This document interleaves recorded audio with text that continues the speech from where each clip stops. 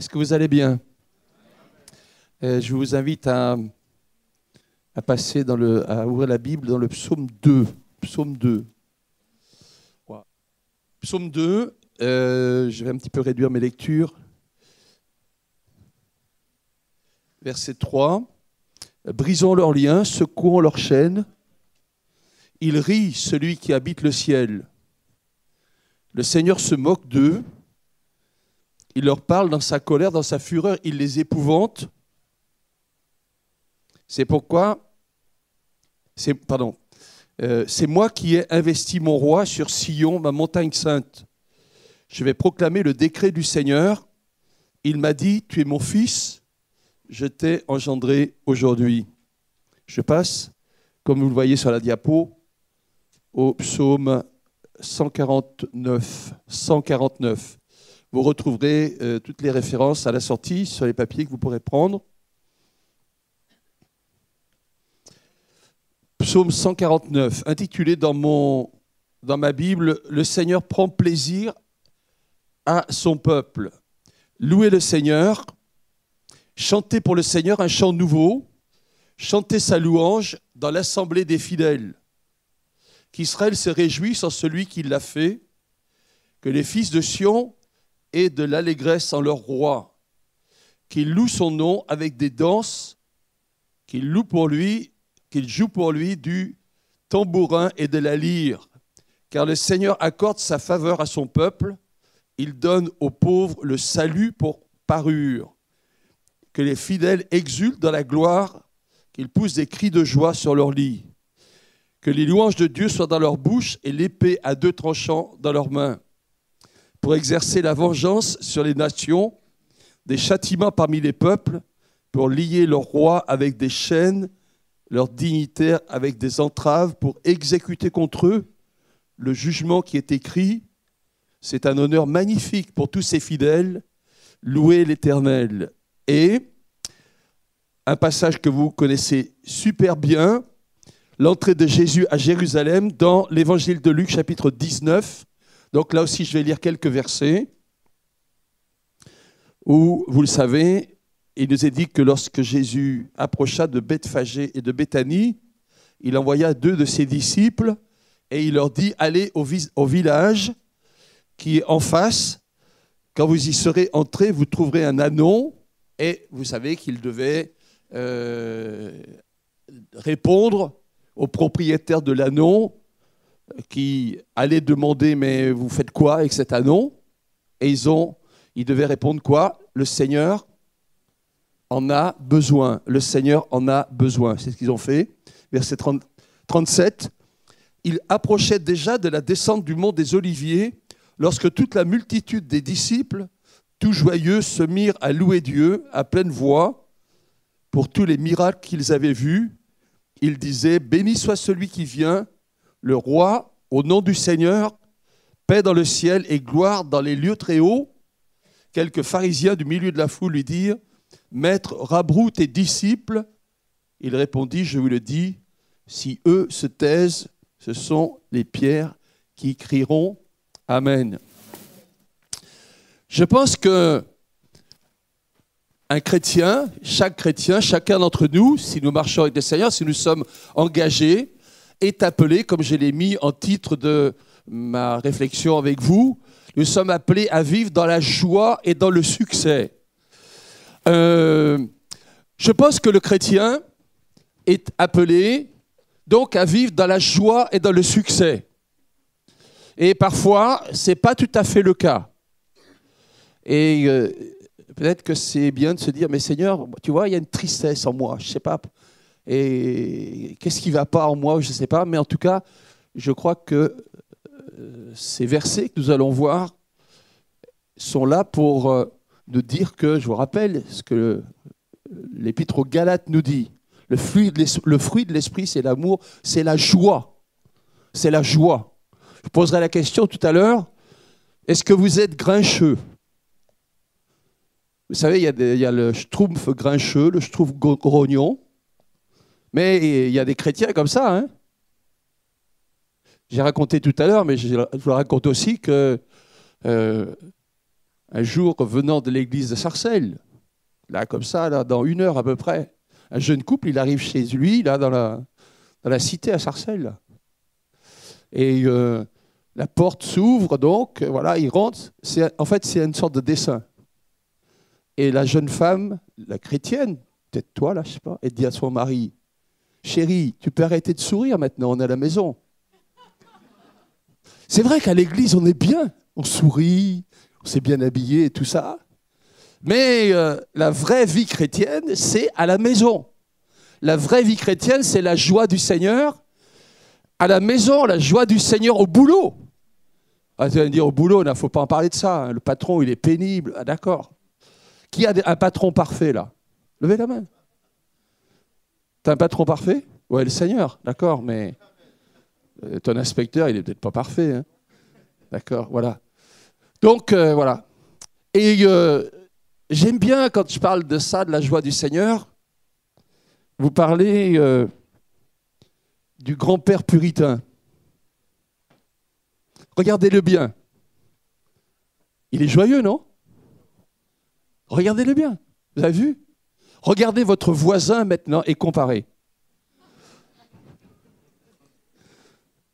Les puritains, ils n'étaient pas spécialement joyeux. Vous savez, ces hommes qui ont quitté l'Angleterre, c'était des hommes de foi d'une certaine manière, mais voilà. Ils ont quitté l'Angleterre, ils sont allés s'installer aux États-Unis, et c'est en souvenir de leur voyage là-bas qu'on fait la fête de Thanksgiving aux États-Unis.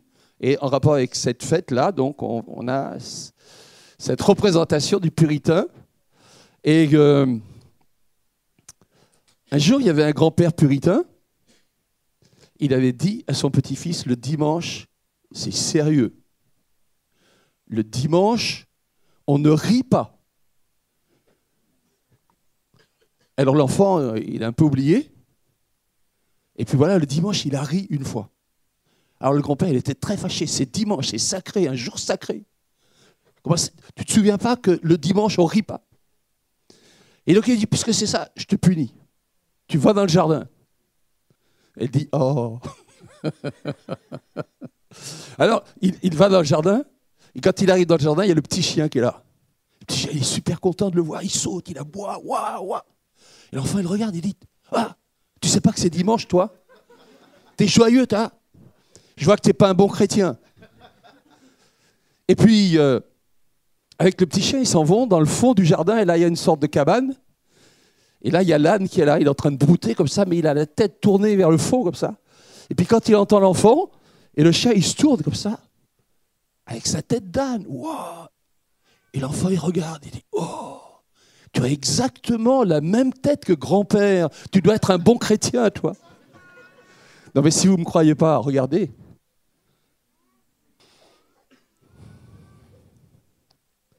Le Seigneur nous appelle à vivre dans la joie. Je vais aller un peu vite, je ne vais pas vous retenir trop longtemps. Je crois que c'est un professeur à Jérusalem, a écrit un livre un peu surprenant, au titre surprenant en tout cas. Le titre, c'était « Le rire du Christ ». Et moi, quand j'ai entendu parler de ce livre, je me suis dit, ça, qu'est-ce qu'il peut dire là-dessus?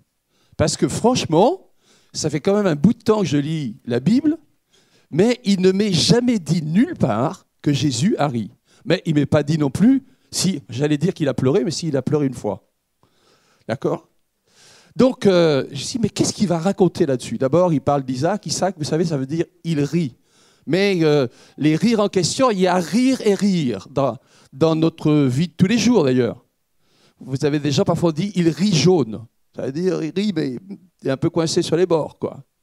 Et là, dans la Bible, même Dieu rit. Là, on a un verset, je l'ai lu avec vous. Mais c'est un rire spécial quand même.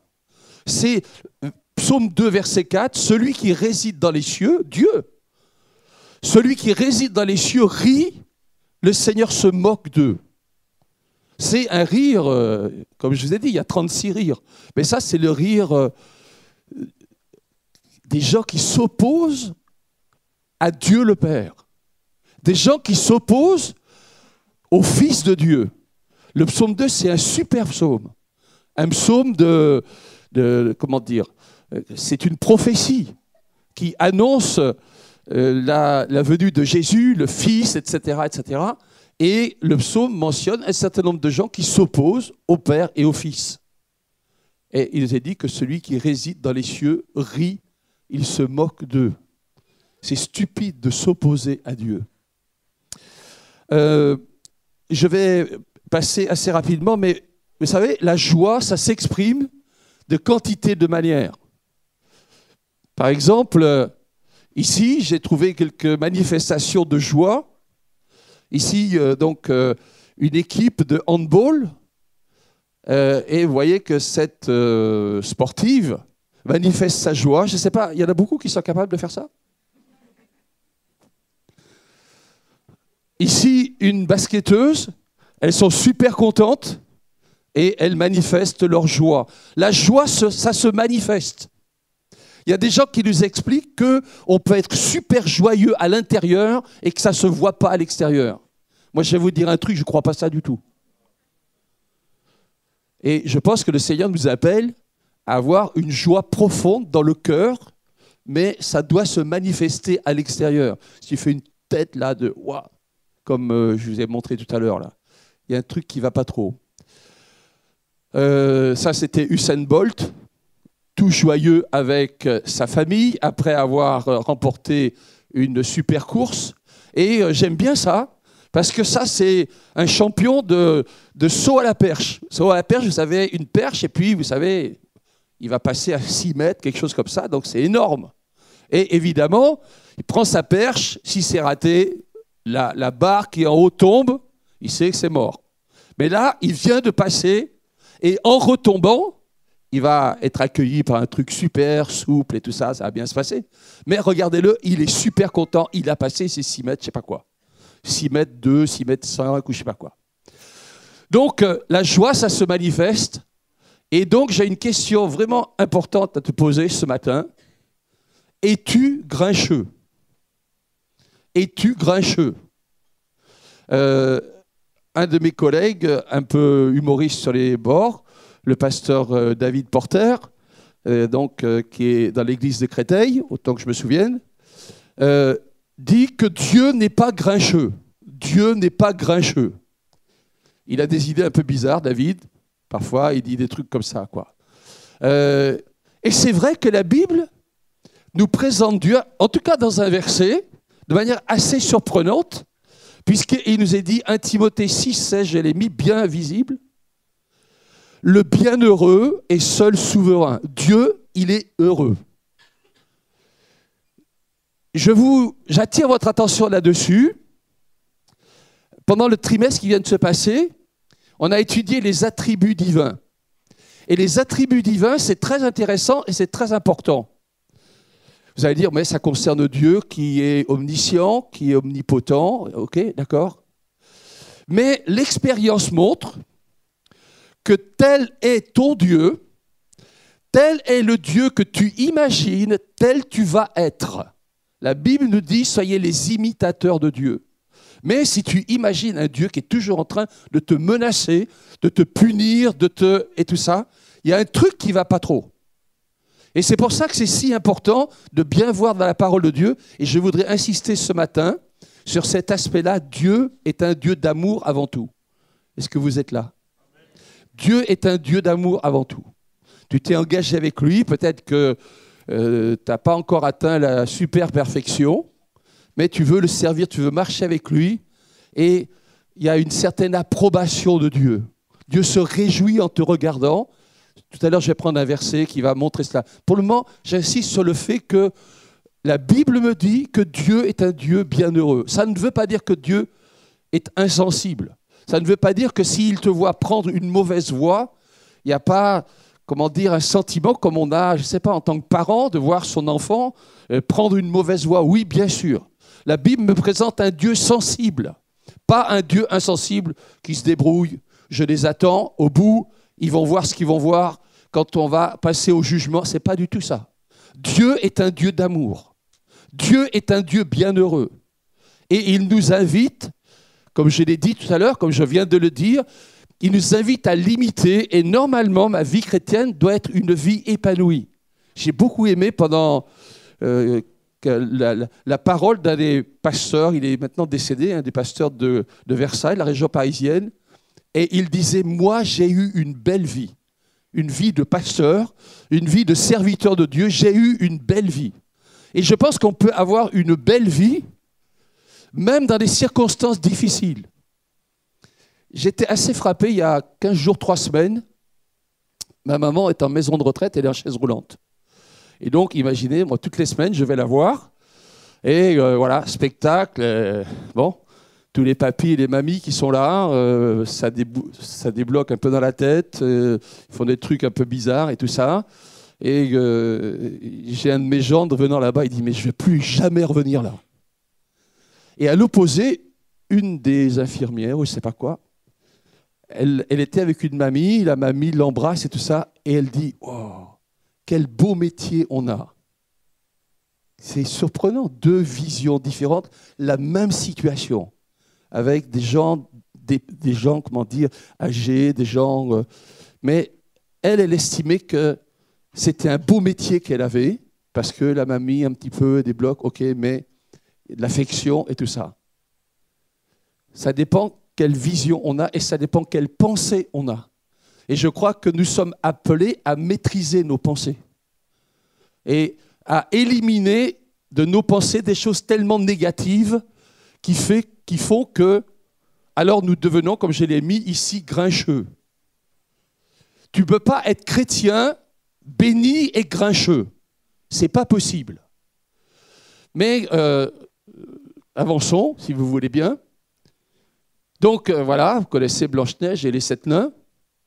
Et au milieu des 7, il y a Grincheux. Et vous connaissez les Schtroumpfs aussi. Et le Schtroumpf grognon, il n'est jamais content. Et il va dire, là c'est la galère, moi j'ai pas envie de faire ça. Et il est comme ça. Bon, ça c'est les enfants. Mais les adultes... on ne les voit pas, non, pas à l'église. À l'église, ils sont bien.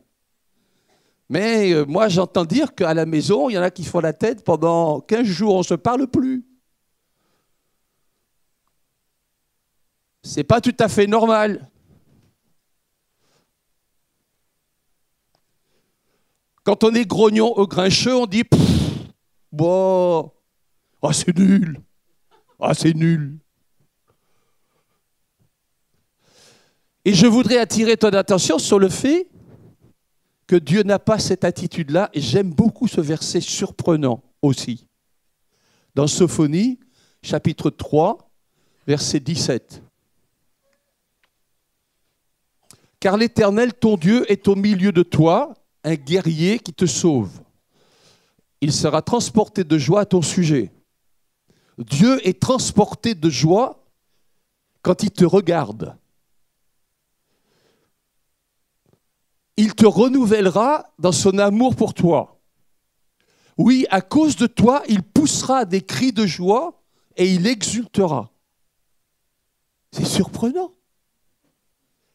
Imaginez, moi j'imagine, Dieu c'est comme, je sais pas, c'est comme le père de famille et il est en train de regarder son bébé, comme toi par exemple, mais toi t'es pas un grand bébé maintenant, t'es un grand. Il le regarde. Moi, j'imagine même l'enfant en train de dormir. Il dit « Waouh, qu'est-ce qu'il est beau, il me ressemble d'abord. » Donc, c'est normal, il est beau. Non, mais enfin, ça, c'est autre chose. Et donc, voilà, il regarde, il dit « Waouh, oh, il est formidable. Waouh !» Non, mais c'est la Bible. À cause de toi, il poussera des cris de joie. Tu vois Dieu comme ça? On ne le voit pas souvent comme ça. Mais j'aimerais ce matin rééquilibrer les choses. Nous sommes pécheurs, mais nous sommes sauvés. Nous sommes pécheurs, mais Dieu nous aime. Nous sommes pécheurs, mais Dieu... Enfin, on doit changer de vie. Mais quand Dieu nous regarde, il dira, c'est mon serviteur, c'est ma servante. Il s'est converti. Il a été baptisé. Wow, il a du zèle. Mais je suis heureux. À cause de toi, il poussera des cris de joie et il exultera. Il exultera.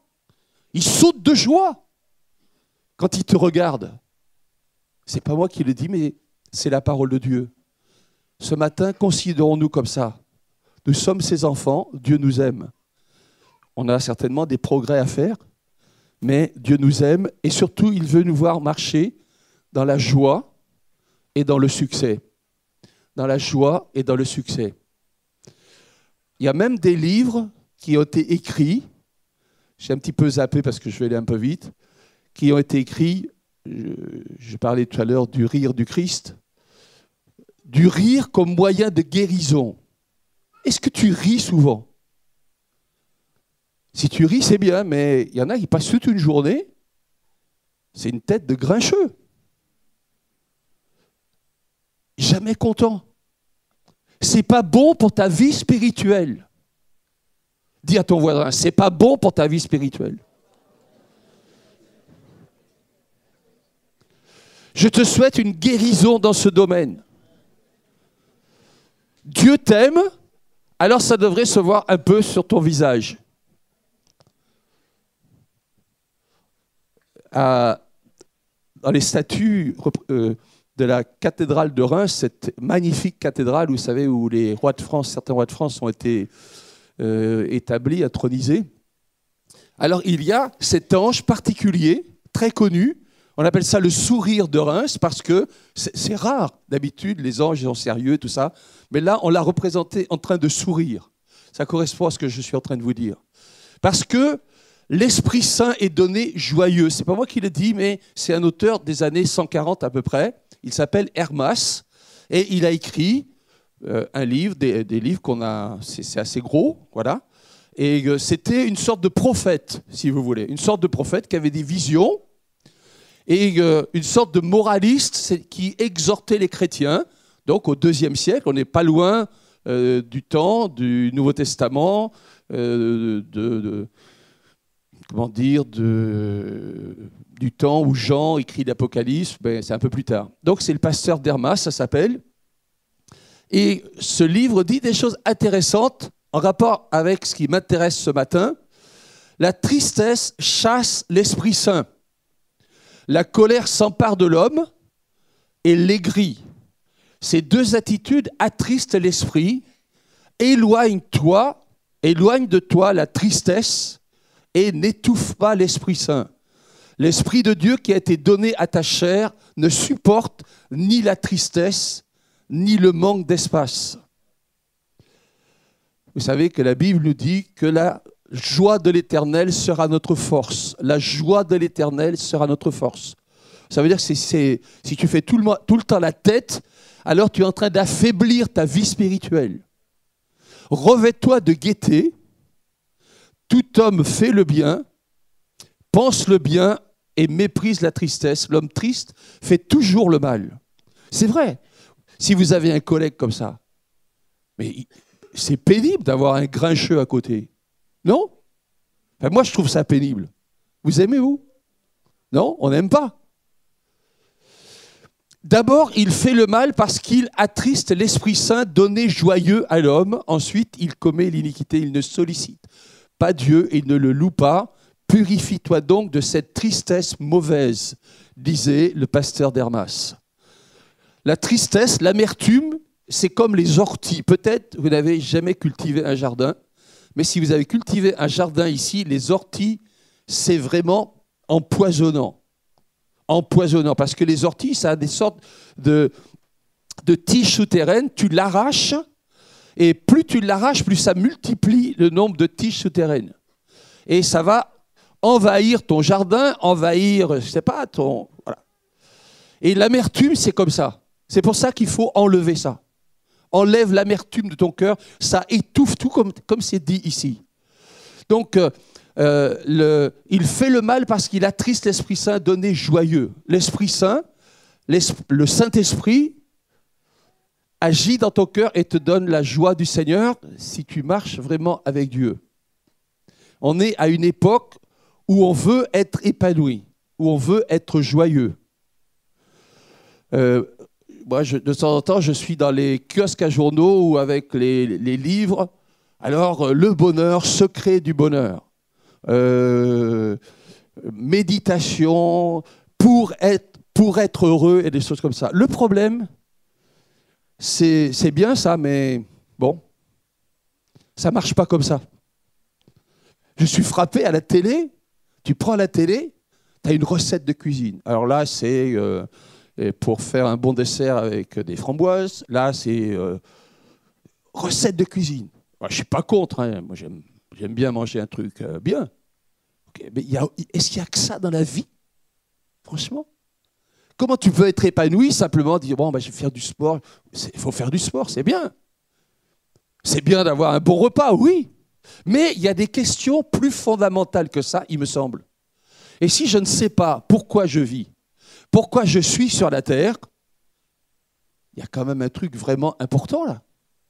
Moi, je me souviens quand j'avais une vingtaine d'années, je fais quoi là sur la terre? D'où je viens? Où je vais? Là, tu peux faire tout ce que tu veux. Tu peux faire les super gâteaux. Tu peux faire... Je vais où? Est-ce que ça veut dire que je passe là? Bon, voilà. Je serai à peu près inutile sur cette planète et ma vie n'a aucun sens. Je ne sais pas comment certains peuvent vivre ça. Et dire, ah non, mais je ne réfléchis pas à ça. Tu ne réfléchis pas à ça? C'est ta vie. Et comment je peux être épanoui et joyeux si je ne sais pas?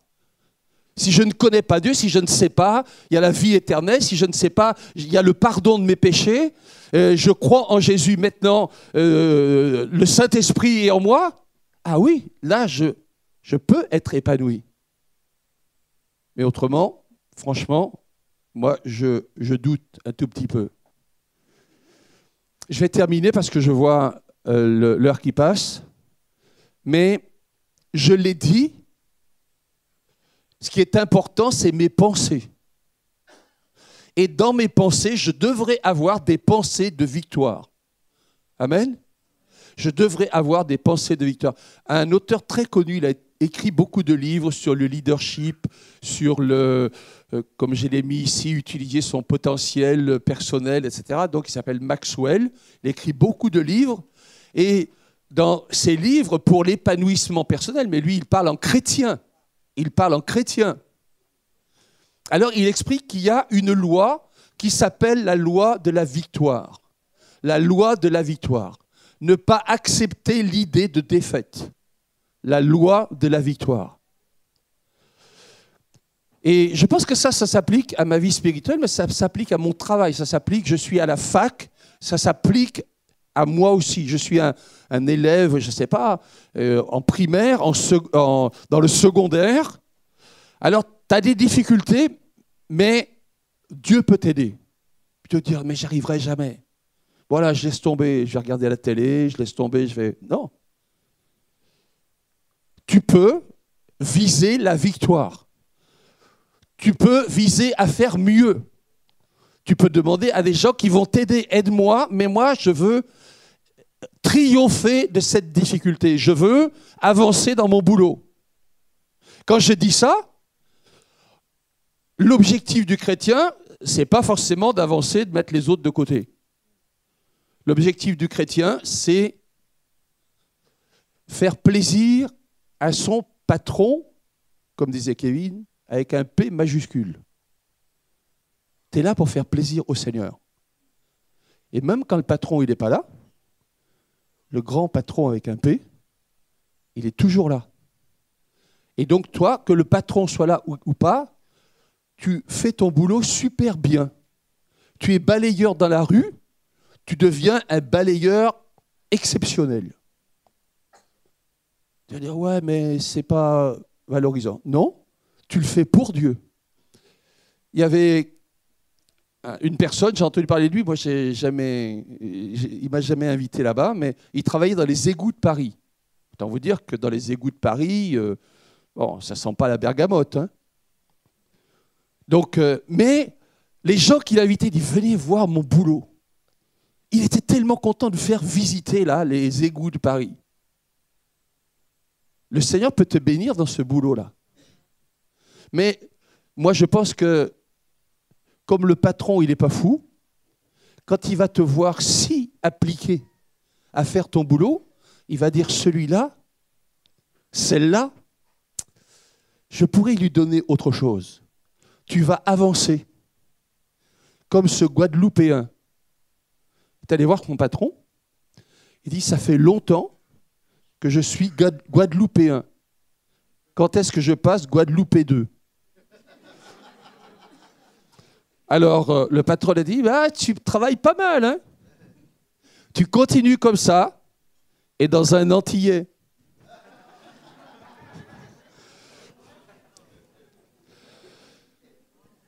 Je termine avec Winston Churchill et son idée, ne pas accepter la défaite. Ne pas accepter la défaite. Churchill, au moment si terrible de la guerre, il est en 1940, donc il est Premier ministre, il fait un discours et il dit en gros à ceux qui l'écoutent, les Anglais qui l'écoutent, qui sont entourés par les armées nazies qui ont envahi presque toute l'Europe. Donc c'est très grave comme situation. Et il leur dit, je n'ai pas d'autre proposition à vous faire. La guerre sur la mer, la guerre sur la terre, la guerre dans les airs, avec toute notre puissance, toute la force que Dieu pourra nous donner. Notre politique, notre but, je vous réponds tout net, la victoire à tout prix. Amen. Enfin, ce n'est pas la Bible, mais je crois que c'est une excellente attitude. Et heureusement qu'il a eu cette attitude, Winston Churchill. Vous savez que l'Angleterre a fini par résister, et voilà. Et moi, j'ai envie de te dire, mon frère, ma sœur, aie cette mentalité de gagnant et de vainqueur. Non pas pour gagner, pour vaincre, mais pour glorifier Dieu dans ta vie de tous les jours, dans ton boulot et évidemment dans l'Église. Amen.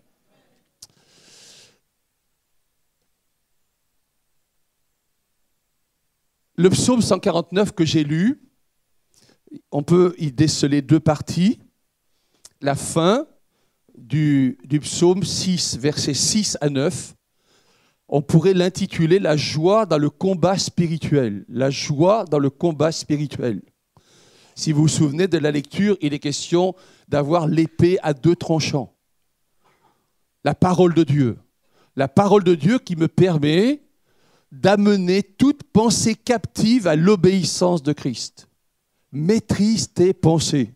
Je disais tout à l'heure que j'ai été frappé quand je suis allé, il y a quelques mois, à la rencontre, la grande rencontre à Villepinte de cette personne qui vient des États-Unis, Joyce Meyer. Une idée importante, c'est tu peux maîtriser tes pensées. Tu peux maîtriser tes pensées.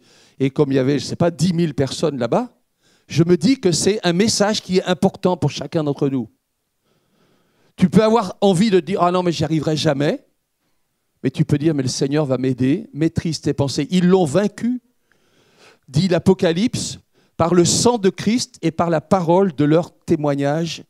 Un esprit de victoire, un esprit de succès, même quand la situation est difficile, même quand la situation est terrible. Ici, dans cet empire romain du 1er siècle, alors certains avaient des mosaïques comme ça. Vous avez chez vous parfois un poster, vous avez des belles montagnes. Eh bien, eux, ils avaient une mosaïque comme ça. Si vous en voulez une comme ça chez vous, on peut essayer de vous en trouver une. C'est terrible.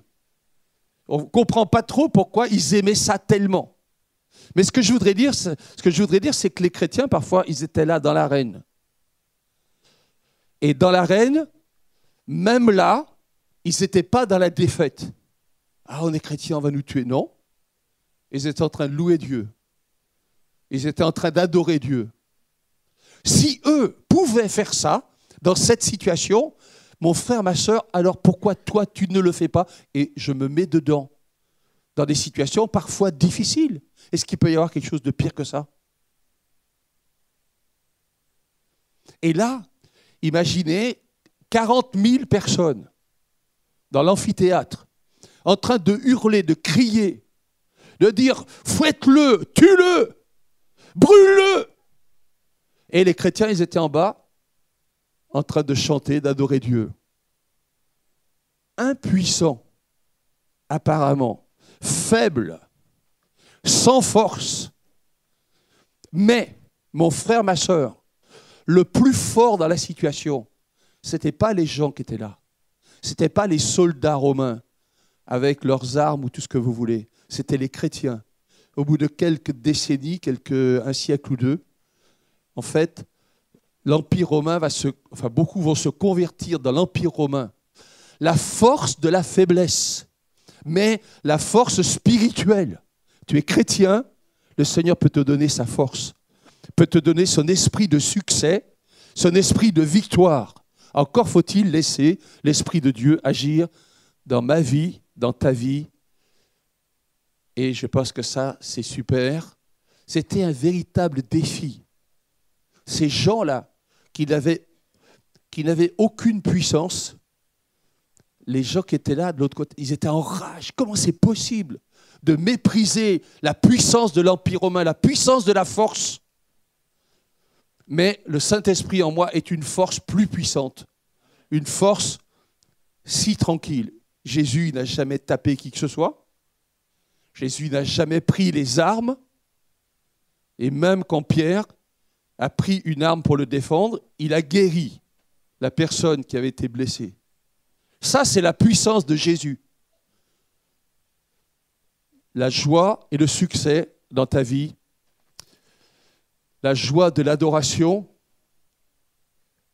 Je vous laisse voir le psaume 149 dont j'ai parlé. Un psaume de joie extraordinaire. Je disais que la joie, ça se voit. Dans ce psaume 149, verset 5, ils exultent. Ils exultent. Ils se réjouissent. Ils sont en liesse. Voilà quels mots, quels vocabulaires sont utilisés. Ils lancent des acclamations. Ils crient de joie. Et ce n'est pas Alléluia. C'est un Alléluia retentissant. Le verbe hébreu employé là est celui qui correspond au nom d'un torrent qui descend vers le Jourdain, qui s'appelle l'Arnon. Si je traduis, le mot Arnon, ça veut dire le rugissant. Et là, c'est le même mot qui est employé quand il dit « il lance des acclamations ». Parfois, à l'église, on lance des acclamations. Il y en a qui sont un petit peu gênés avec ça. Mais c'était comme ça dans la Bible.